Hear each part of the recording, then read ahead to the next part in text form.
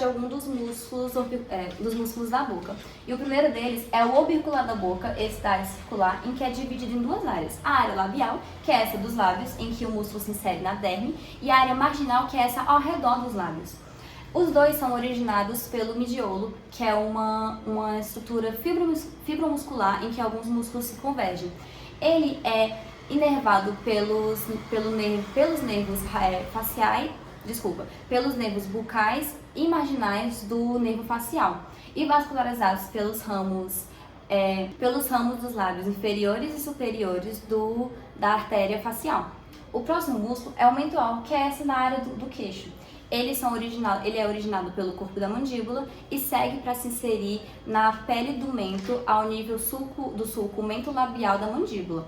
Ele é inervado pelo ramo mandibular do nervo facial e vascularizado tanto pelo ramo do lábio inferior da artéria facial, como pelo ramo mental da artéria maxilar. O último músculo que irei falar... me desculpa, eu esqueci de falar as funções. A função do músculo do orbicular da boca, ele tem como função abrir a boca, fechar a boca, expressões faciais e também movimentação dos lábios em geral. Enquanto o músculo mental, ele tem como função também movimentação de alguns lábios, mas ele ajuda muito para praticar algumas ações, como beber, além também das expressões faciais. O outro músculo que eu vou citar, e também o último, é o músculo depressor do lábio inferior, que é esse que possui uma área mais quadriculada. Ele tem origem na linha oblíqua da mandíbula e ele se segue superomedialmente para se inserir na pele e na submucosa do lábio inferior. Assim como o músculo anteriormente citado, ele também é inervado pelo ramo mandibular do nervo facial e vascularizado pelo ramo labial inferior da artéria facial. Porém, diferente do músculo mental, o músculo depressor do lábio inferior possui também uma vascularização no ramo mental da artéria alveolar inferior. Assim como os outros músculos da boca, ele também possui funções de movimentar os lábios. Porém, como é o depressor do lábio inferior, ele vai movimentar da formato e posição do lábio inferior. Eu vou falar sobre o músculo orbicular do olho. Ele é inervado pelo nervo facial. A origem dele é pelo músculo frontal nasal, pelo processo frontal maxilar, pelo ligamento palpebral medial e pelo osso lacrimal. Vou falar sobre a inserção do orbicular do olho, que vai ser o ráfio palpebral do olho, também será as placas tarsais inferior e superior, e também vai ser a pele da região orbital do olho. Bom, já a artéria que irriga o orbicular do olho será a artéria supraorbicular. O músculo supraorbicular é dividido em três partes, que vai ser o orbital do olho, que vai ser a região palpebral do olho, e a região lacrimal. Bom, a região orbital, ele vai executar o fechamento do olho de forma mais agressiva. Por exemplo, quando você vai espirrar, você fecha o olho de forma mais forçada, você vai executar esse músculo. Já o músculo palpebral, ele executa o olho de forma mais, executa o movimento do olho de forma mais suave. Já a região lacrimal, ele, ao contraí-lo, ele suprime o saco lacrimal, que ajuda no fluxo das lágrimas. Bom, gente, agora eu vou falar um pouco sobre nervos cranianos. Temos 12 nervos cranianos no nosso corpo. Só que, porém, como pela complexidade desses nervos e por conta da posição deles, a gente vai abordar apenas dois aqui, que vai ser o nervo trigêmeo e, do outro lado, o nervo facial. Temos nervos importantes que não vão ser abordados aqui, como o nervo vago, o nervo olfatório, o nervo da visão. Porém, como eu falei, eles são mais internos, então ficaria difícil da gente fazer a representação aqui nas tintas. Vou falar primeiro aqui do nervo trigêmeo. Eu escolhi representar ele de azul, porque ele é um nervo que está mais interno. O outro nervo que eu vou abordar vai ser o nervo facial. Ele vai estar representado de amarelo para indicar que ele está mais externo. passando aqui para o trigêmeo. O nervo trigêmeo é um nervo misto, então ele vai ter uma porção sensitiva e uma porção motora. Na porção sensitiva, ele vai estar relacionado mais com a sensibilidade do tato e de temperatura, além da sensibilidade do paladar. Já na porção motora, ele vai estar relacionado com todos os músculos responsáveis pela mastigação. Como foi dito, a exemplo do masseter. Mas vamos lá, o nervo trigêmeo ele tem esse nome porque ele tem 3 ramos principais. O ramo mandibular, o ramo maxilar e o ramo olfáutico. O ramo mandibular ele vai inervar o masseter, que é um dos principais músculos da mastigação, entre outros músculos. Certo? E esse aqui é o nervo mais importante do nosso rosto, da nossa face. É o nervo facial. Ele é o nervo que mais inerva músculo de todo o nosso corpo. Isso é um pouco óbvio, porque no nosso rosto temos diversos músculos perto um do outro. Então esse é o nervo que vai ser responsável por inervar todos eles. Assim como o trigêmeo, o nervo facial é um nervo misto. Ou seja, ele vai ter uma porção motora e uma porção sensitiva.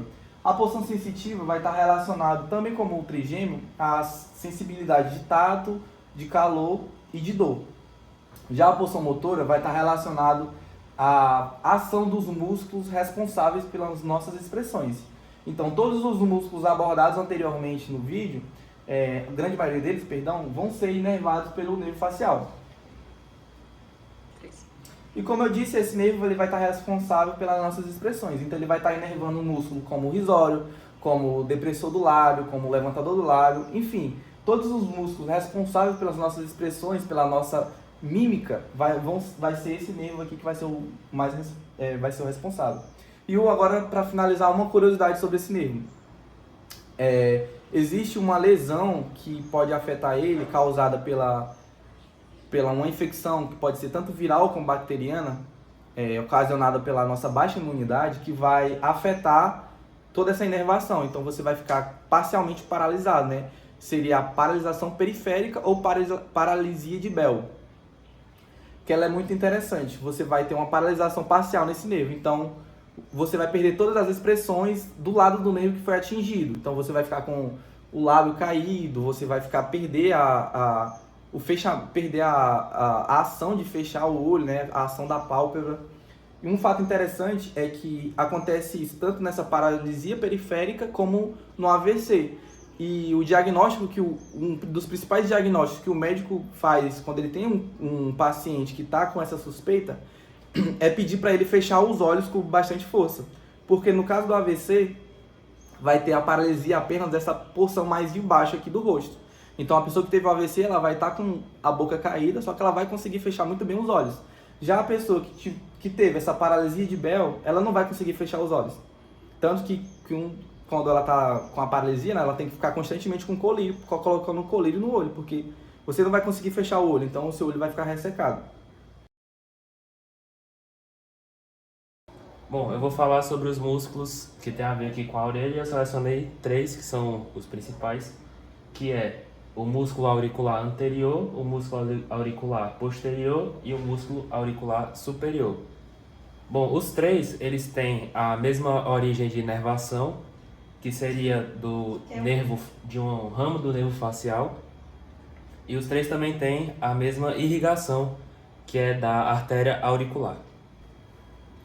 Certo? Então, do músculo auricular anterior, a origem dele vem da borda lateral da aponeurose epicraniana. A aponeurose epicraniana ela está aqui, e bem dessa borda surge a origem desse músculo, e a sua inserção é exatamente aqui na espinha da hélice da orelha. Do músculo auricular superior, ele tem uma origem também na aponeurose epicraniana, e ele se insere por meio de um tendão que ele é fino, em forma de chapa, que ele se insere aqui no topo da hélice da orelha. E o músculo auricular posterior, ele tem a sua origem no processo mastoide do osso temporal. O osso temporal está aqui, ele tem sua origem no processo mastoide, e ele se insere na iminência da concha. Basicamente, a concha, eu vou dar um pouco da explicação da anatomia da orelha, né? Essa grande borda aqui ela é chamada de hélice, e aqui a fossa é a antihélice. A concha, ela é essa fossa que ela é mais interna, certo? E se você olhar posteriormente, ela tem uma iminência, que é essa ponta aqui por trás. Então, o músculo auricular posterior ele vai se inserir na iminência da concha e ele tem a origem no processo mastoide. Um fato interessante sobre os músculos auriculares na espécie humana é que eles são mais vestigiais, porque com o passar da evolução, no caso da nossa espécie, eles perderam grande parte da função, né? Em outras espécies você consegue observar que eles têm uma movimentação bem mais tridimensional da orelha, mas na espécie humana isso se perdeu um tanto, embora ainda tenha uma parte da população que consiga mexer a orelha bem levemente. Bom, pessoal, eu irei comentar um pouco sobre o músculo nasal, que é um músculo que é encontrado em ambos os lados do dorso do nariz. Ele é dividido em duas partes, na parte alar e a parte transversal, sendo a parte alar mais próximo da narinas e originado da parte frontal da maxila. E a parte transversal, que é essa que fica sobre o dorso do nariz, ela é originada superolateralmente da fossa incisiva, lateralmente à parte alar. É um músculo que é inervado pelo ramo bucal do nervo facial e ele tem a função de comprimir ou dilatar as narinas. Outro músculo que eu irei comentar com vocês também é o próximo, que é um músculo pequeno localizado entre as sobrancelhas. Essa região é chamada de glabela e ele tem a função de gerar algumas expressões faciais, como de raiva ou de tristeza. E ele possui origem no osso nasal e ele é inervado pelo ramo temporal, zigomático inferior e bucal do nervo facial. E outro músculo que eu vou comentar com vocês é o músculo bucinador.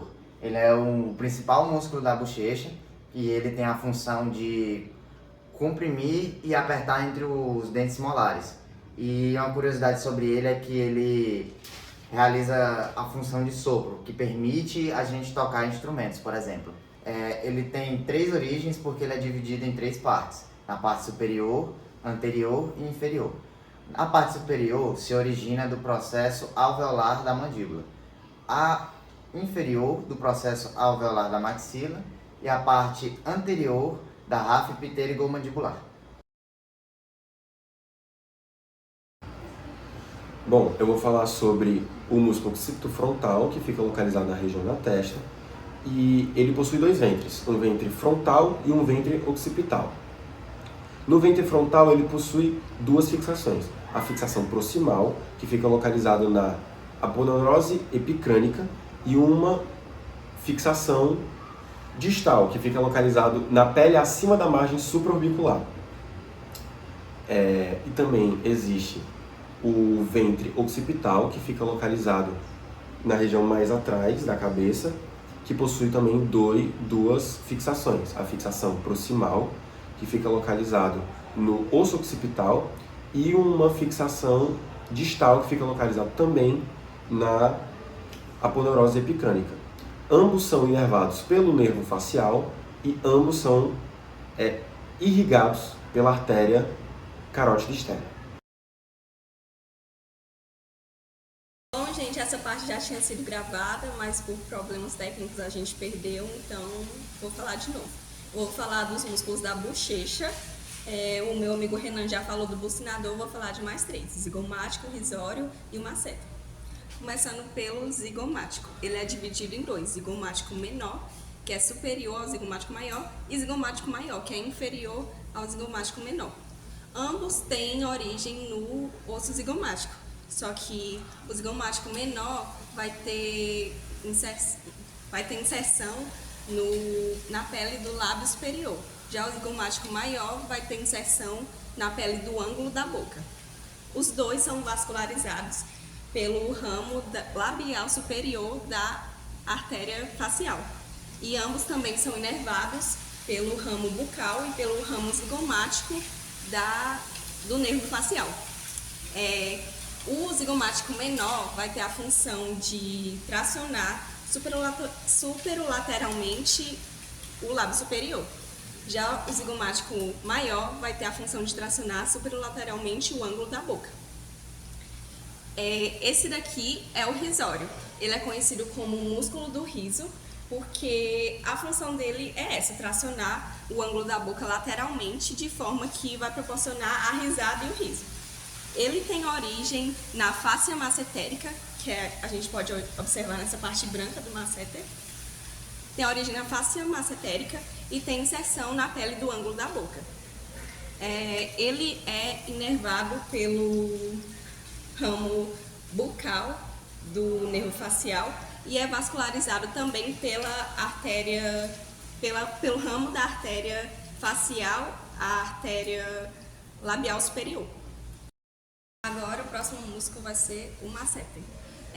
Ele tem função de mastigação junto com outros grupos musculares, como os temporais e os pterigódeos, que não estão sendo demonstrados aqui porque são mais internos no nosso corpo. Bom, ele vai ter origem na parte inferior do arco zigomático, que é essa parte da maçã do rosto, e vai ter inserção na face lateral do ramo mandibular. A inervação do masseter vai ser feita pelo nervo massetérico, que é um ramo especial do nervo mandibular. E a vascularização desse músculo vai ser feita pela artéria massetérica, que é um ramo especial da artéria maxilar.